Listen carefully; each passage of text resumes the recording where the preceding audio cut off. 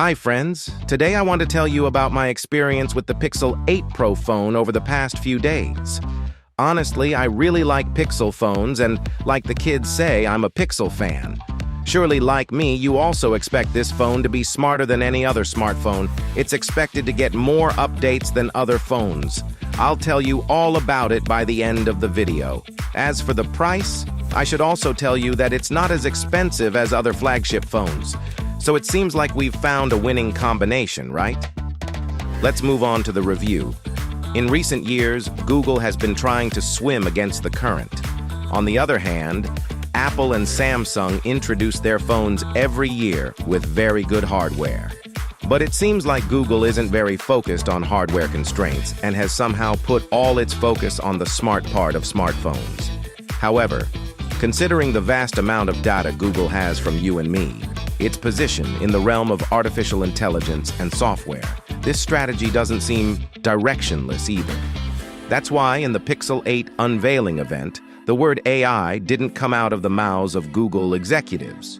Let's talk about the software and smart features of Pixel. As usual, the purest and most eye-catching Android experience can be had with Pixel 8.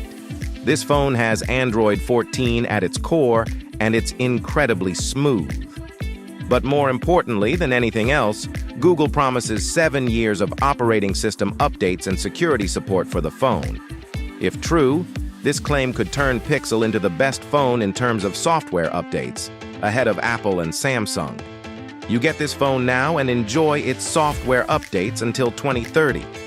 Yes, but well, the thing here is that Google doesn't have a very good track record in maintaining its services and products.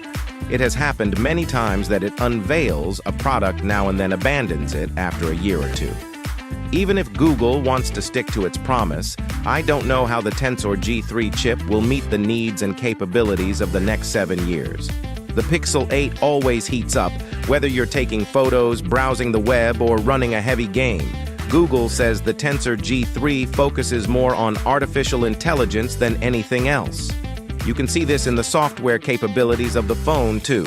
For example, you can use Audio Magic Eraser to remove background noise from your videos to focus more on the subject's voice. Sure, as long as the sound layers aren't too complicated or intense. The amazing Best Take feature helps you capture moments flawlessly. You don't need to ask everyone in these group photos to stay still like a robot. Just take a few pictures, then the phone recognizes faces and asks you to choose the best version of each face to add to your photo. There's also a magic editor feature that uses Google's artificial intelligence to do strange and wonderful things. For example, you can change the background of a photo, swap subjects, or even adjust the lighting. However, to use this option, you need to upload the photos to Google Photos Cloud. Although Magic Editor seems really cool, sometimes it can be annoying. It's like the whole photo editing feature in Google Photos is slow. To make those strange and wonderful changes to your photos, you need to connect to Google servers. Google introduced a few other features that we haven't heard about yet. They might come later with updates, like the Video Boost feature, which uploads your videos to Google servers for heavy processing to improve dynamic range and video details. Then it downloads the processed video output to your phone.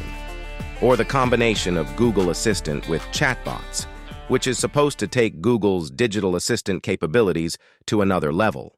There's no news about this advanced assistant yet. There's also a feature that is currently available, but I really don't know what its significance is, the Pixel 8's thermometer sensor. The Pixel 8 Pro has a sensor next to its camera module for measuring the temperature of objects.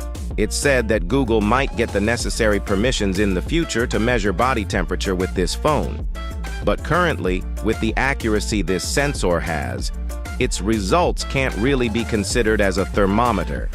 Talking about the sensor and module, Google has made the biggest visual changes in the camera section this year. In general, the arrangement of Pixel cameras has always been somewhat strange and scientifically imaginative. In Pixel 7, the camera setup looked like a small letter I and reminded people a bit of the dynamic island iPhone. But now, all three cameras are placed together in a black strip. To me, the camera strip of Pixel 8 Pro looks a lot like a robot, fitting both with the Android theme and Google's strong interest in artificial intelligence. Honestly, I like this consistent camera module design more than before. It's just a shame that it's shiny and lines might be more visible on it. But overall, holding the Pixel 8 Pro feels much better than before and has a more premium feel, especially with this matte blue color that looks really chic. Also, it doesn't get fingerprints easily. Google has significantly upgraded the camera hardware this year. The ultra-wide camera has gone from 12 to 48 megapixels, and the aperture of all rear cameras has been widened so the phone can capture more light in the dark and take better photos. Google has also simplified the camera software. Now the whole software is divided into two modes, photo and video, and in each mode, you only have access to the settings of that section. In the software, there's a Pro setting for photography that allows you to choose lenses or take 50 megapixel photos. However, the camera software has no limits. For example, you can take portrait photos with 1.5 to 3 times zoom.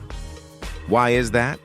It means you can't take portrait photos with your main camera or telephoto lens with your original image frame. This makes zoomed portrait photos lack many details.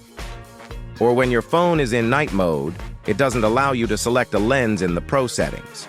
So when the light is low, the phone decides to use digital cropping from the main camera instead of the telephoto lens, resulting in a zoomed photo full of noise and lacking details. The phone also takes zoomed photos up to 25 times with the same telephoto lens, which may vary in detail depending on the light and handshake. But 5 times zoom photos, especially in sufficient light, are really excellent and detailed. If we leave these aside, wide and ultra-wide pixel photos have the same consistent feel throughout the day. The contrast is very high, HDR is very cool, and we see it in almost every photo. The level of detail is really great. However, sometimes the HDR effect on photos is too much. Photos in low light also have really good details and look pleasing to the eye. Pixel can shoot 4K videos at 2430 and 60 frames per second with all its rear cameras. Although the videos have very good contrast and details, sometimes there are glitches inside them that are less noticeable in videos from a phone like an iPhone. Part of the pleasing look of Pixel photos is thanks to its awesome display screen. Pixel 8 Pro has one of the most attractive panels in the world. This 6.7-inch display has eye-catching colors and can change the refresh rate from 1 to 120 Hz. And most importantly, its brightness reaches an astonishing 2400 nits, which is higher than iPhones and Galaxy phones. Pixel 8 Pro also has a battery capacity 50 mAh more than the previous generation and lasts about an hour longer in daily use than the previous generation. However, the phone's battery life is still lower than the best in the Android world. The most important improvements in Pixel are in areas we had the least expectations from: brighter display, more desirable themes, and 7 years of software updates. This last one is more important for those who don't change their phone often. Of course, if Google's plans don't change for up to 7 years in the future. As always, we have a bunch of AI features for noise cancellation, converting speech to text, and photo editing. Among them, the best take feature for group photos might be the most appealing. This year, the processor is the most disappointing part of Pixel phones. This chip is both sluggish and gets very hot. On the other hand, despite hardware improvements, the cameras are not significantly better than the previous generation. What do you think? Do you like Pixel 8 Pro, or do you prefer another phone? It disappointed me. By the way, stay tuned for our video comparing the camera of Pixel 8 Pro with iPhone 15 Pro Max.